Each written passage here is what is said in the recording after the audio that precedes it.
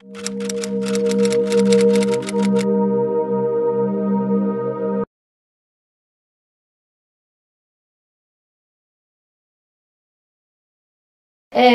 es lo que vamos a ver ahorita con el presidente Pérez? Yo sé que viene para algunos convenios, a la vez para la FIL. Parece que las relaciones ya van a entrar a una nueva era. Bueno, creo que la visita de Pérez es una visita de Estado, es una visita de lo más alto nivel y sin ninguna duda se puede definir como una visita histórica. La visita tiene varios componentes o varios pasos protocolares y de apariciones públicas, pero básicamente lo veo como un símbolo de las buenas relaciones que tiene Israel y México. No es para empezar una nueva época, sino para marcar la nueva época que ya estamos viviendo en las relaciones entre Israel y México.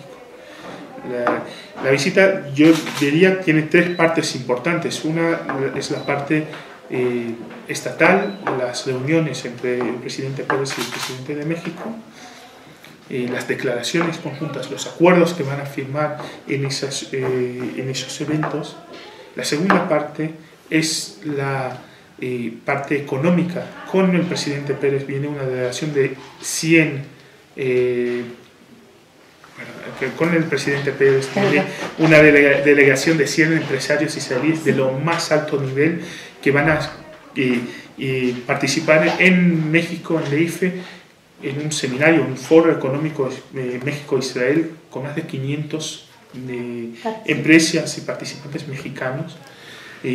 Eso, desde nuestro punto de vista, es un inicio de otra etapa económica de las relaciones económicas entre México e Israel, que ya estamos viviendo una era de oro, si se puede decir, detrás del acuerdo de libre comercio de hace unos años.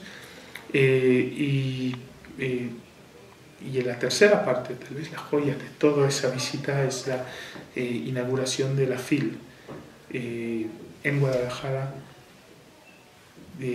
este año, que Israel es el invitado de honor. Y eso va a empezar, la llegada del presidente Pérez a la FIL va a iniciar una presencia, una fiesta israelí, una fiesta cultural israelí de una semana, de más de 200 eventos culturales, de la literatura, de la música, del arte, de la historia, de la academia israelí, todo con esa presencia tan importante de Shimon Peres en el primer día. Así que creo que hay pocas oportunidades en la vida de un diplomático de participar en un evento tan completo, tan importante, y creo que es un honor para mí ser parte de ese proyecto. ¿Qué tipo de convenios se van a firmar? Estamos a definir esas cosas. Hay un convenio de parte del tema de culturales, un convenio de temas de agua, un convenio tecnológico. Todavía no están cerrados a los últimos detalles, así que lo vamos a publicar un día antes de la ceremonia, porque de hecho tanto en Israel como en México están trabajando los abogados y los asesores legales para llegar con los acuerdos en el formato necesario para la firma de los acuerdos. ¿Y cómo ven en Israel a México como país? Bueno, creo que hay un cambio muy importante en la mirada desde Israel hacia América Latina en general y México en particular. Creo que estamos viendo en los últimos años un cambio de poderes, especialmente desde el punto de vista económico y a través de la economía también político, y los roles en el mundo.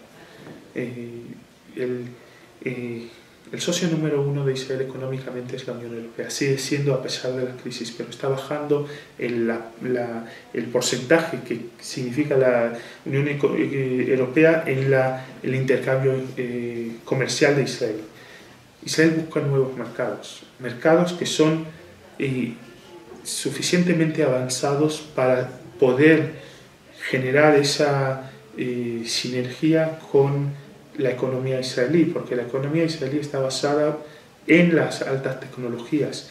No se puede crear esas sinergias con países que no están en un nivel